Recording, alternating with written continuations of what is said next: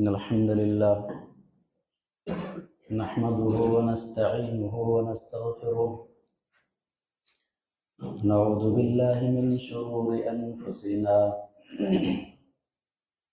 ومن سيئات أعمالنا من يهده الله فلا مضل له ومن يضلل فلا هادي له وأشهد أن لا إله إلا الله وحده لا شريك له وأشهد أن محمدا عبده ورسوله يا أيها الذين آمنوا اتقوا الله حق تقاته ولا تموتن إلا وأنتم مسلمون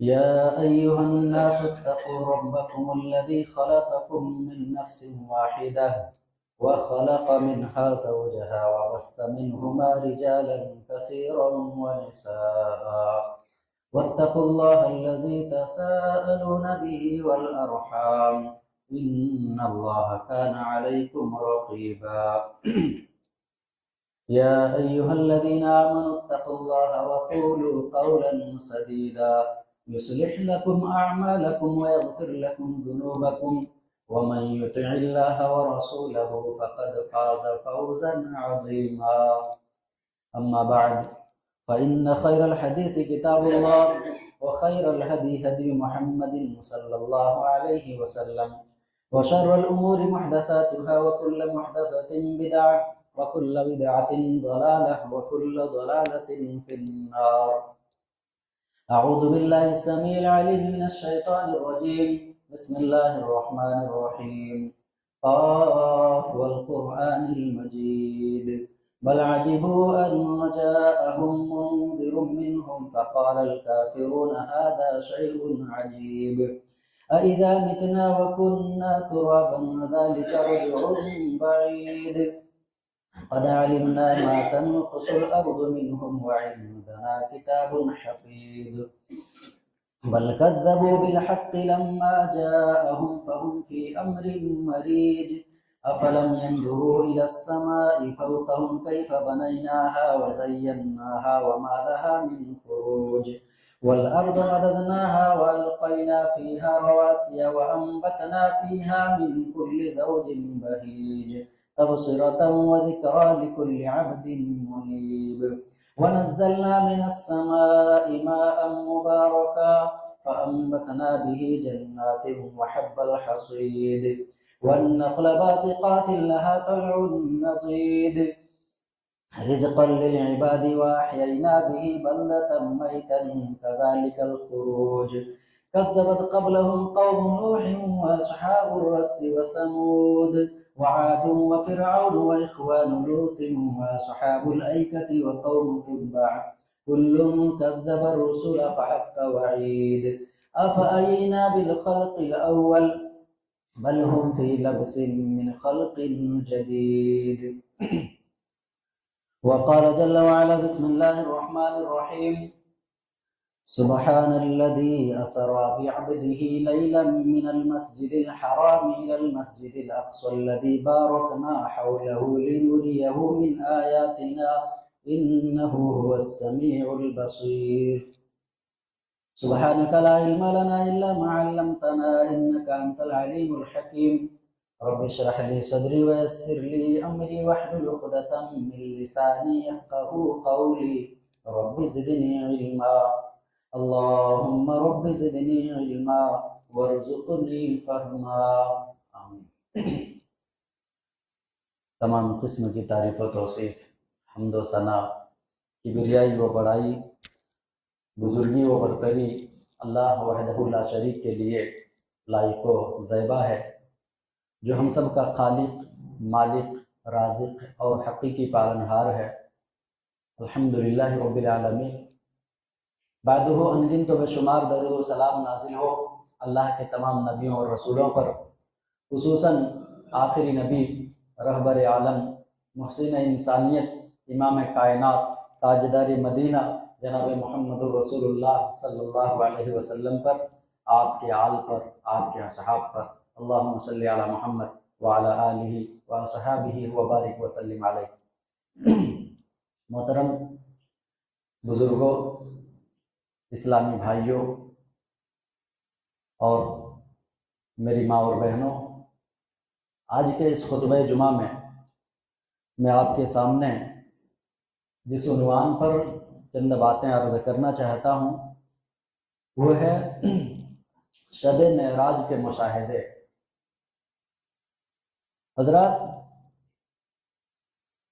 آپ کے سامنے میں نے خطبہ مسنونہ کے بعد سورہ بنی اسرائیل کی جو آیت کریمہ پڑھی ہے، اس آیت کریمہ کے اندر اللہ جل شانہ نے ایک ایسی حقیقت کا تذکرہ فرمایا ہے جو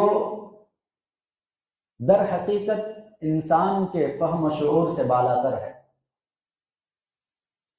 اللہ رب العالمین کا یہ دستور اور اللہ تعالیٰ کی یہ سنت رہی ہے کہ جب بھی انسانوں کے اندر بگاڑ آیا، فساد آیا، تو لوگوں کی اصلاح کے لیے اللہ جل شانہ نے وقتاً فوقتاً اپنے نبی اور رسول کو مبعوث کیا اور دنیا کے اندر رشد و ہدایت کے لیے ان کو بھیجا۔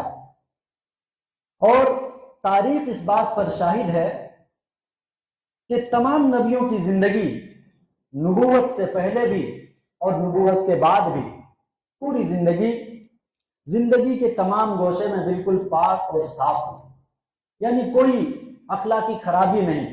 چاہے معاملات کے اندر لے لیں، ان کا معاملات بھی دوسروں سے بالکل صاف اور شفاف، اخلاق و کردار کے پہلو میں وہ نمایاں، اور اسی طرح زندگی کے تمام چیزوں میں وہ معاشرے کے اندر سب سے افضل لوگ ہوا کرتے، جو ان کی صداقت اور ان کی سچائی کے لیے کافی ہے۔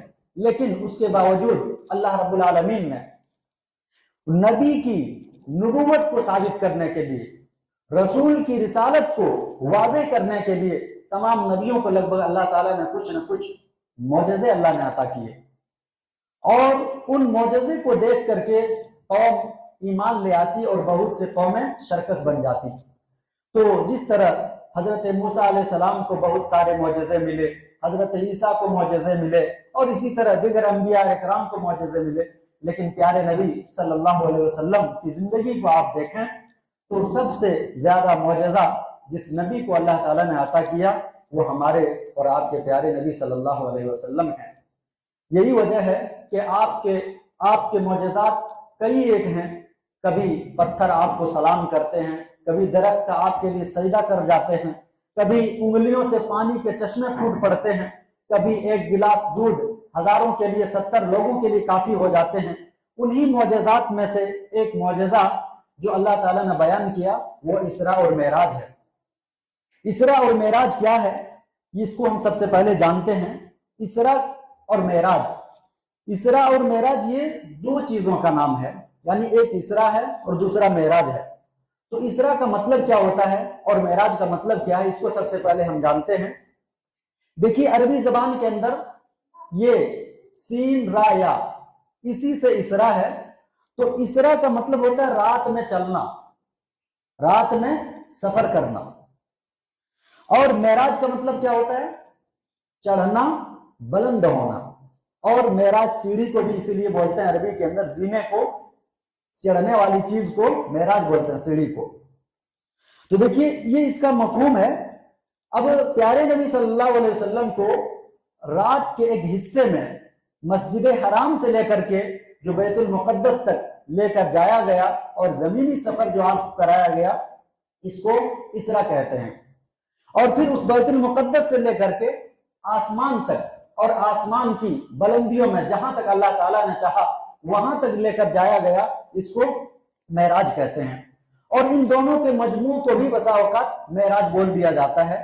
تو دیکھیے یہ واقعہ کس طرح پیش آیا، ہمارا اس پر کیا ایمان ہونا چاہیے، یہ واقعہ کب پیش آیا، سب سے پہلے اس کو ہم جانتے ہیں۔ اس سلسلے میں کب یہ واقعہ پیش آیا پیارے نبی صلی اللہ علیہ وسلم کی زندگی میں، تو سیرت نگاروں کے اس سلسلے میں بہت سارے اقوال ہیں۔ علامہ قرطبی رحمۃ اللہ علیہ نے 5 اقوال ذکر کیے ہیں، اور اسی طریقے سے شیخ صفی الرحمان مبارک پوری رحمۃ اللہ علیہ نے اپنی کتاب الرحیق المختوم کے اندر 6 یا 7 اقوال کو ذکر کیے ہیں۔ سیرت ابن ہشام کے اندر انہوں نے لگ بھگ 15 اقوال کو انہوں نے ذکر کیا ہے، لیکن کسی کے اندر یہ متحقق نہیں ہے کہ یہی سال اور یہی مہینہ اور یہی دن میں اللہ کے رسول صلی اللہ علیہ وسلم کو معراج کرائی گئی، آپ کو معراج کرایا گیا، یہ واضح نہیں ہے۔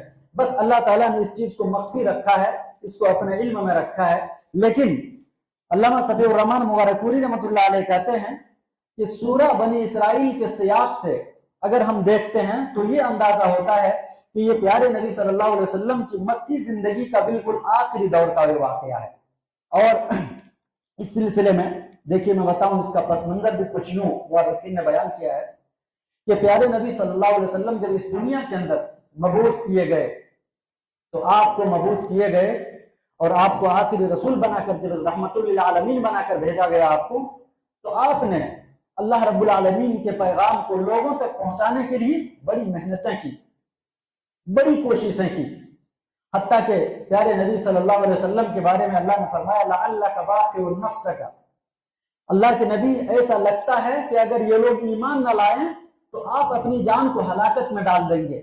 اور اللہ کے نبی صلی اللہ علیہ وسلم اپنی امت کی ہدایت کے لیے بہت زیادہ فکر مند رہا کرتے تھے، اپنی امت کی ہر خیر خواہی کے لیے اللہ کے رسول صلی اللہ علیہ وسلم بے قرار اور بے چین رہا کرتے تھے۔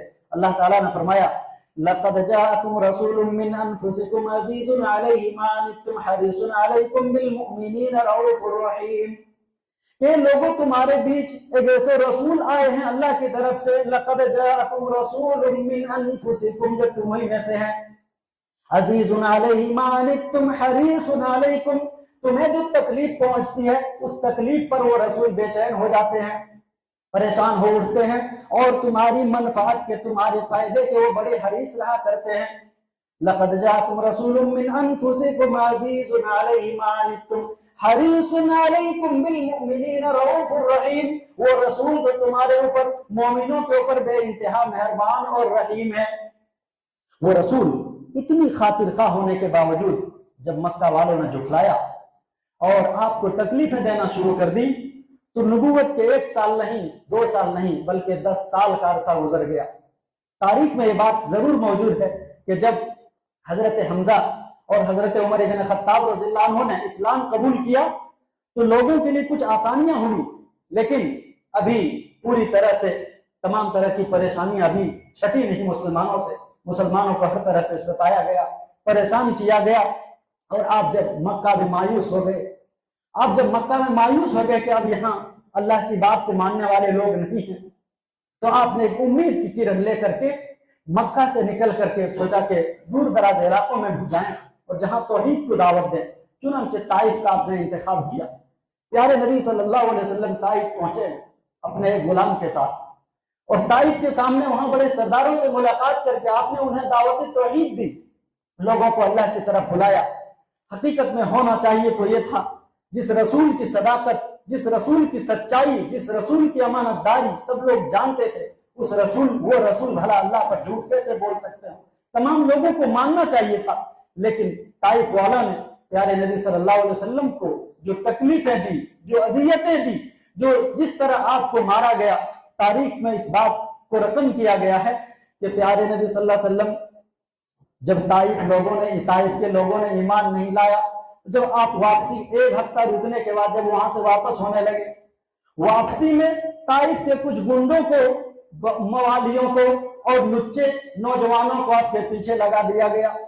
جب آپ طائف سے مکہ کے لیے واپس آنے لگے، جو تقریباً 90 کلومیٹر کی دوری پہ ہے مدینے سے، مکہ سے، جب واپس آنے لگے تو آپ پر کبھی دائیں سے پتھر، کبھی بائیں سے پتھر، کبھی آگے سے کبھی پیچھے سے۔ آپ کے ساتھ جو غلام تھے وہ کافی حد تک روکنے کی کوششیں بھی کرتے تھے، لیکن اس رسول کے اوپر، اس رحمت للعالمین کے اوپر لوگوں نے اس طرح پتھریں برسائی کہ آپ کی جوتیوں میں، آپ کی جوتی مبارک لہو لہان ہو گئے، آپ کی جوتیوں میں خون جم گیا، آپ بے ہوشی کے قریب میں ایک بات پہ جا کر پناہ لیتے ہیں اور اللہ تعالیٰ سے فریاد کرتے ہیں کہ اللہ میری طاقتیں کمزور ہو گئی ہے، میرے قوت بازو جواب دینے لگے ہیں، اے اللہ کیا تو نے مجھے ان لوگوں کے حوالے کر دیا ہے؟ اے اللہ آج میں تیری رحمت کا سوال کرتا ہوں کہ مولا تو نے آج کن لوگوں کے حوالے کر دیا کہ جو میری جان لینے کے پیچھے پڑے ہوئے ہیں۔ اللہ رب العالمین اس باغ کے اندر پناہ لینے کے بعد اللہ کے رسول کو تھوڑی راحت ہوئی، آپ وہاں سے آئے۔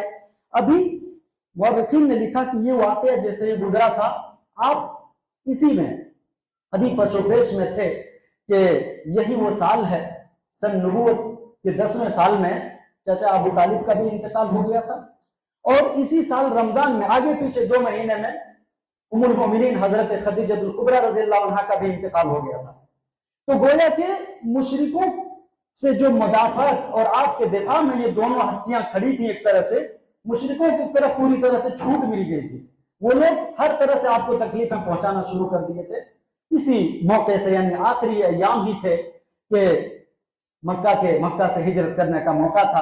प्यारे नबी सल्लल्लाहु अलैहि वसल्लम कहते हैं, हजरत मालिक बिन सअसा रजी अल्लाह अन्हु, जो सही बुखारी के अंदर आप उठाएंगे मनाकिबुल अंसार के अंदर, तो पूरी बुखारी शरीफ के अंदर एक ही रिवायत हजरत मालिक बिन सअसा रजी अल्लाह अन्हु की है। एक रिवायत वो बयान करते हैं, जो ये मारूफ रिवायत जिसके अंदर इस वाक़े मेराज और इसरा को बयान किया गया है। तो इससे पहले कि मैं उस वाक़े को बयान करूं, मैं एक बात बताऊं कि ये वाक़या कब पेश आया, यानी हालत बेदारी में या ये कि ख्वाब की हालत में। तो इस सिलसिले में ये बात वाज़ेह कर दूं कि इसमें जरा इख्तिलाफ है, लेकिन अहले सुन्नत वल जमात का यह अकीदा है कि प्यारे नबी सल्लल्लाहु अलैहि वसल्लम को हालत बेदारी में जिस्मानी तौर पर जिस्म रूह समेत आपको लेकर जाया गया। ये कोई ख्वाब के किस्से नहीं है, ये कोई ख्वाब की हालत में वाक़या पेश नहीं आया, बल्कि हजरत इमाम तहावी रहमतुल्लाह अलैह कहते हैं, वल मिअराज हक़्क़ुन व क़द उसरिया बिन नबी सल्लल्लाहु अलैहि वसल्लम व उरिजा बिशख़्सिही फिल यक़ज़ति इला समा सुम्मा इला हैथु शाअ अल्लाहु मिनल उला। के इमाम तहावी रहमतुल्लाह अलैह कहते हैं कि मेराज बरहक है और प्यारे नबी सल्लल्लाहु अलैहि वसल्लम को रात के हिस्से में लेकर जाया गया हालत बेदारी में आसमान तक, और सुम्मा इला हैथु शाअ मिनल उला, फिर आसमान की उस बुलंदियों तक जहां तक अल्लाह रब्बुल आलमीन ने चाहा, व अकरमहुल्लाहु बिमा शा, और अल्लाह ताला ने आपकी इज्जत व तकरीम वैसी की जैसे अल्लाह ताला को करनी चाहिए थी। वो औहा इलैहि मा औहा, फिर अल्लाह ताला ने आपको जो कुछ पैगाम देना था वो अल्लाह ने आपको दिया। तो ये अकीदा हमारा होना चाहिए कि इसरा व मेराज हालत बेदारी में पेश आया और अल्लाह रब्बुल आलमीन ने इसी हकीकत को बयान किया। कहा, सुब्हानल्लज़ी असरा बिअब्दिही लैलन मिनल मस्जिदिल हराम इलल मस्जिदिल अक़सा अल्लज़ी बारकना हौलहु लिनुरियहु मिन आयातिना इन्नहु हुवस समीउल बसीर। ये बाबरकत है वो ज़ात, परवरदिगार सुबहान अल्लज़ी असरा, बाबरकत है वो ज़ात जिसने अपने बंदे को रात के एक हिस्से में मस्जिद हराम से मस्जिद अक्सा तक लेकर गया। अल्लज़ी बारकना हौलहु, कि जिस मस्जिद अक्सा के इर्द गिर्द बरकतें अल्लाह ताला ने रखी, लिनुरियहु मिन आयातिना, ताकि अल्लाह अपनी निशानियों को दिखाए, इन्नहु हुवस समीउल बसीर, अल्लाह ताला सुनने वाला और जानने वाला है। और अल्लाह रब्बुल आलमीन ने इसी के ताल्लुक से फरमाया, अफतुमारूनहु अला मा यरा व लक़द रआहु नज़लतन उख़रा इंद सिदरतिल मुंतहा इंदहा जन्नतुल मअवा इद यब्सु सिदरत मा यग़शा मा ज़ाग़ल बसरु व मा तग़ा लक़द रआ मिन आयाति रब्बिहिल कुबरा। ये फरमाया, है लोगों, ए दुनिया के लोगों, क्या तुम उस रसूल के बारे में झगड़ते हो जो कुछ उसने मेराज की रातों में देखा है। वलक़द रआहु नज़लतन उख़रा, उस रसूल ने तो और एक मर्तबा देख चुके हैं वो चीज, यानी जिब्रील अमीन को, इंद सिदरतिल मुंतहा, सिदरतुल मुंतहा के पास, इंदहा जन्नतुल मावा, उसी के पास तो जन्नतुल मावा है। इद यब्सु सिदरत मा यग़शा, कि उस सिदरा को, यानी सिदरा को वो चीजें ढांप रही थी जो उसके इर्द गिर्द मंडला रही थी। मा ज़ाग़ल बसर व मा तग़ा, प्यारे नबी सल्लल्लाहु अलैहि वसल्लम की निगाहों न खता की, न देखने में आपको आंखें चुदियाई। वलक़द रआ मिन आयाति रब्बिल कुबरा, आपने अल्लाह ताला की बहुत बड़ी बड़ी निशानियों को उस मौके से आपने देखा।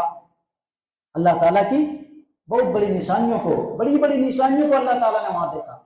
आइए जरा देखते हैं कि वो कौन सी निशानियां थी जिसको अल्लाह के नबी सल्लल्लाहु अलैहि वसल्लम ने उस रात को देखा। उस रात को सबसे पहली निशानी आपने क्या देखी है वो देखते हैं। हजरत मालिक बिन सअसा रज़ी अल्लाह अन्हु कहते हैं कि प्यारे नबी सल्लल्लाहु अलैहि वसल्लम कहते हैं, फरमाते हैं कि बैनमा अना हतीम, कि मैं खाना काबा के पास था, इज़ अतानी आतिन, मेरे पास एक आने वाला आया, यानी जिब्रील अमीन आए, और मुझे फशक्क मा बैन हाज़िही इला हाज़ी, और कहा अल्लाह के नबी के सीने से लेकर के नाक तक का हिस्सा चीर दिया गया। अल्लाह, सीने से लेकर के नाक का हिस्सा चीरा गया। اور پھر کیا کہا؟ اللہ کے نبی کہتے ہیں پھر میرے دل کو نکالا اور پھر ایک سونے کی تشتری میں اس کو رکھا اور پھر اس کو دھویا گیا، پھر اس کے اندر ایمان اور حکمت کی چیزیں اس کے اندر بھر دی گئی، اور پھر اللہ کے نبی کہتے ہیں ثم حشی ثم عید، پھر اس کو وہاں رکھ دیا گیا اور پھر اسی طریقے سے پورا کر دیا گیا۔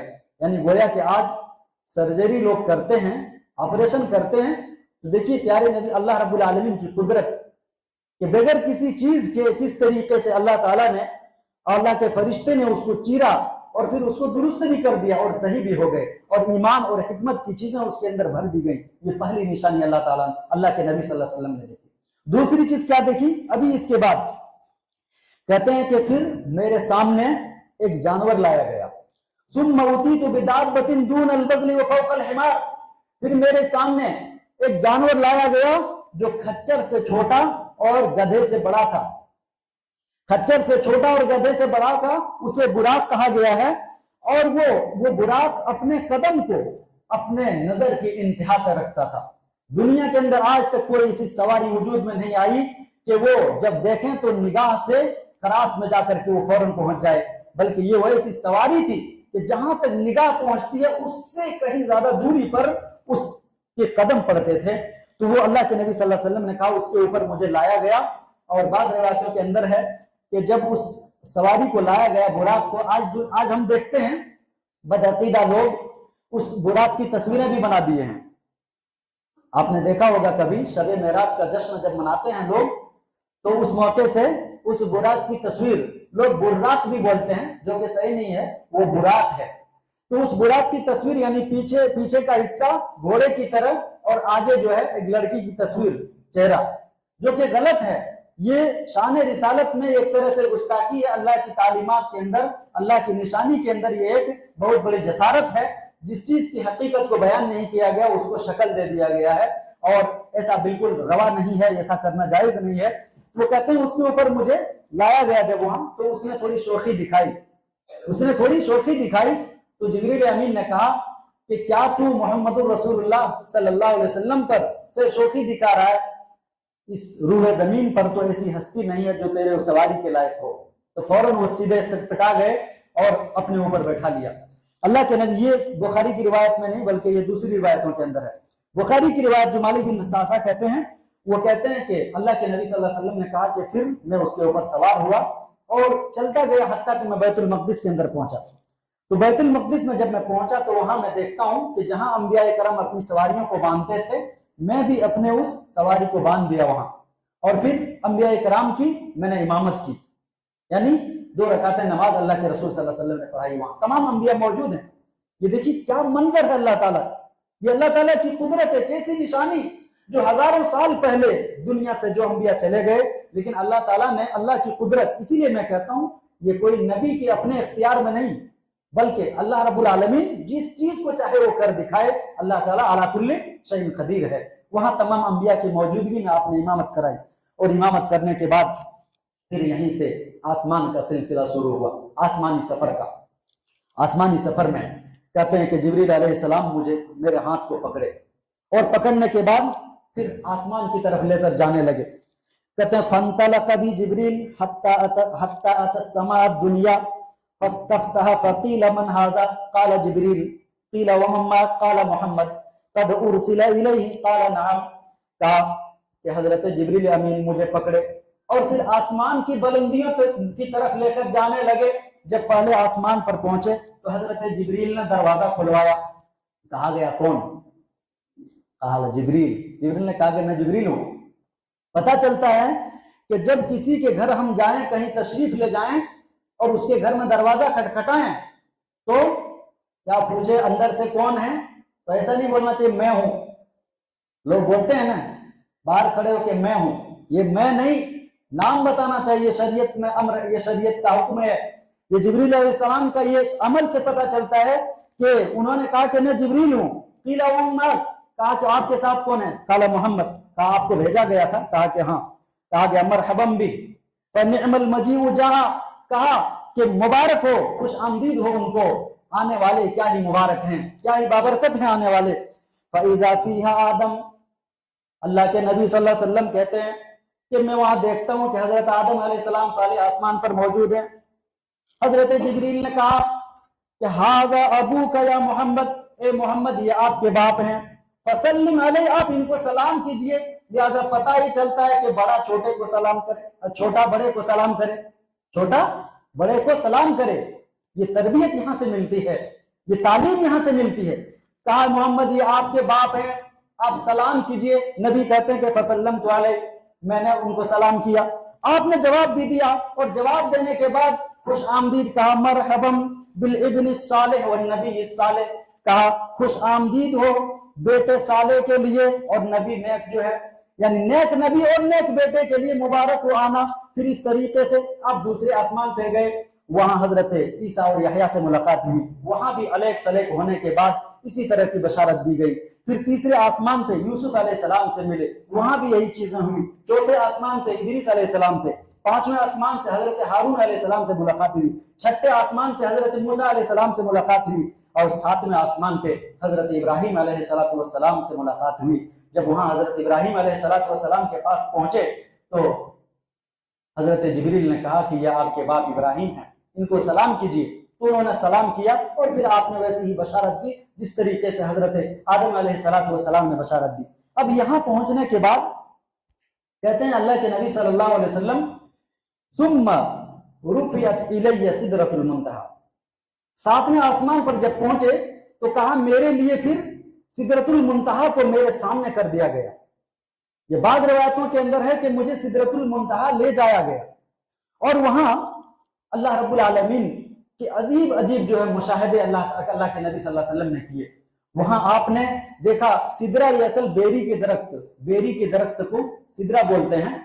تو سدرے کے وہ درخت کو دیکھا، اس درخت کے پتیوں کو دیکھا کہ آذان الفیل، حدیث کے اندر ہے کہ ہاتھی کے کان کے مانند ان کے پتے تھے، اور حجر علاقے کے مٹکے جو ہوتے ہیں وہاں کے مٹکے کے مانند اس کے پھل یعنی بڑے بڑے تھے، خوبصورت، اور اس کے ارد گرد سونے کے پروانے منڈلا رہے تھے. وہاں اسی کے بارے میں اذ یغشی السدرۃ ما یغشی، کہ سدرہ کو جو چیز ڈھانپ رہی تھی وہ وہی سونے کے پروانے منڈلا رہے تھے اس کے اوپر.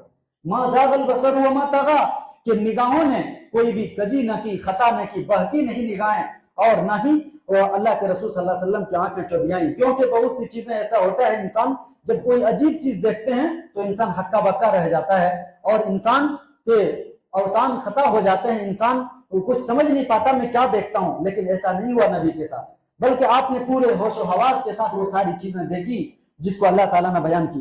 اور سدرۃ المنتہی میں آپ نے وہاں قلم کے چلنے کی آواز سنی. سیرت ابن ہشام کے اندر علامہ ابن قیم رحمۃ اللہ علیہ کا قول شیخ صفی الرحمن مبارک پوری رحمۃ اللہ علیہ نے نقل کیا. کہا کہ پھر نبی اکرم صلی اللہ علیہ وسلم اللہ سے اتنے قریب ہو گئے حتیٰ کہ 2 کمان یا اس سے کم کا فاصلہ رہ گیا، اور پھر وہاں آپ نے قلم چلنے کی آواز بھی سنی. اس موقع سے وہاں اللہ کے نبی صلی اللہ علیہ وسلم کو کئی مشاہدے جو کرائے گئے، ان میں سے یہ تھا کہ وہاں آپ کو 3 تحفے بھی ملے. ان میں سے ایک تحفہ یہ تھا کہ 50 وقت کی نمازیں. کتنا؟ 50 وقت کی نمازیں، سورہ بقرہ کی آخری 2 آیتیں. اور اس طرح تیسری چیز کیا تھی کہ آپ کی امت میں سے ہر اس انسان کے لیے معافی جس کی زندگی شرک سے پاک کٹی ہو، یعنی جس نے اپنی زندگی میں شرک نہ کیا ہو اور اس کے علاوہ جو بھی گناہ کیا ہو اللہ تعالیٰ سے معافی مانگتا ہو تو اللہ اسے معاف کر دے گا. شرک نہ کیا ہو اس نے. یہ 3 تحفے اللہ کے نبی صلی اللہ علیہ وسلم کو دیے گئے. جب وہاں یہ ساری چیزیں دینے کے بعد میں یہاں اس بات کو بتاتا ہوں کہ واپس آنے لگے. حضرت موسیٰ علیہ السلام پہلے ملے چھٹے آسمان پہ، تو کہا کہ محمد صلی اللہ علیہ وسلم آپ کو کیا ملا رب کی طرف سے؟ کہا گیا کہ مجھے 50 وقت کی نمازیں ملی ہیں اور فلاں فلاں چیزیں ملی ہیں. تو انہوں نے کہا کہ آپ جائیے اللہ تعالیٰ کے پاس اور جا کے نمازوں میں تخفیف کا سوال کیجئے، کم کرائیے. میں نے دیکھا ہے. کہا انی واللہ، اللہ کی قسم، قد جربت بنی اسرائیل قبلک، میں نے بنی اسرائیل کا تجربہ کیا ہے آپ سے پہلے. ان امتک لا تستطیع، آپ کی امت 50 وقت کی نمازیں ادا نہیں کر سکیں گی. میں نے بنی اسرائیل کو اچھی طرح آزمایا ہے. اشد المعالجہ کا لفظ آیا ہے کہ میں نے خوب تجربہ کیا ہے بنی اسرائیل کے ساتھ. आपकी उम्मत इसकी ताकत नहीं रखती। चुनांचे आपने अपनी नजर हजरत जिब्रील की तरफ किया, गोया कि आप मशवरा ले रहे हो। फिर आसमान की तरफ गए और वहां जाकर अल्लाह ताला से तखफीफ का सवाल किया, आपको 10 कम कर दिया गया। फिर इस तरीके से 10 हत्ता के 5 वक्त की नमाज जब बच गई तो मूसा अलैहिस्सलाम ने फिर भी कहा कि एक मरतबा और आप चले जाइए, आपकी उम्मत इसकी भी ताकत नहीं रखती। तो अल्लाह के नबी सल्लल्लाहु अलैहि वसल्लम कहते हैं अल्लाह के नबी कहते हैं कि अब मुझे शर्म आने लगी है कि मैं अल्लाह ताला से अब भी सवाल करूं तखफीफ का। चुनांचे अल्लाह के नबी सल्लल्लाहु अलैहि वसल्लम नहीं गए और फिर अभी कुछ ही दूर आए थे कि आसमान से निदा आई। क्या निदा आई? कद अमज़यतु फरीज़ती व खफ़फ़तु अन इबादी। अल्लाह ताला की तरफ से आवाज आई कि मैंने अपने फरीजे को नाफिज कर दिया और अपने बंदे से तखफीफ कर दी। यानी क्या मतलब ये कि जो 50 वक्त की नमाजें अल्लाह ने फर्ज कर दी वो अपनी जगह पर अटल है। यानी 50 वक्त में जो नमाज पढ़कर सवाब मिलता वो 5 वक्त में ही पढ़ने से मिलेगा वो सवाब। और इस तरीके से बंदों से तखफीफ भी कर दी। ये फरीजा अल्लाह ताला ने कर दिया और नाफिज कर दिया। और इस तरीके से आपने जब वहां जन्नत आपने वहां जब मुशाहिदा किया तो मुशाहिदात में बहुत सारी चीजें हैं जिनमें से बाज का मैंने तज़किरा किया है और बाज का मैंने तज़किरा नहीं किया। उनमें से चंद चीजें ये हैं कि जहन्नम के दारोगों को आपने देखा था। वहां जहन्नम का दारोगा जिसका नाम मालिक है या जहन्नम का खाजिन जिसका नाम मालिक है उसका भी मुशाहिदा आपने किया। वो देखा कि अपने काम में वो मसरूफ है। इसी तरीके से आपने बैत मामूर को देखा था। वहां बैत मामूर वो कहते हैं कि खाना काबा के ठीक उसी ऊपर में यानी 7वें आसमान की बुलंदियों पर जो एक जगह है जहां 70,000 फरिश्ते हर वक्त एक डेली दाखिल होते हैं और नमाज पढ़ते हैं और क़यामत की सुबह तक फिर उनकी बारी नहीं आती है। ये अल्लाह के नबी सल्लल्लाहु अलैहि वसल्लम ने बैत मामूर को वहां देखा। और इस तरीके से आपने जन्नत और जहन्नम के मुशाहिदे में आपने जन्नत और नहर कौसर को भी देखा। वहां हदीस के अंदर मौजूद है आपने 4 नहरें देखी थी, 2 बातिन और 2 जाहिर। जाहिर की नहर नील और फुरात का तज़किरा किया गया है।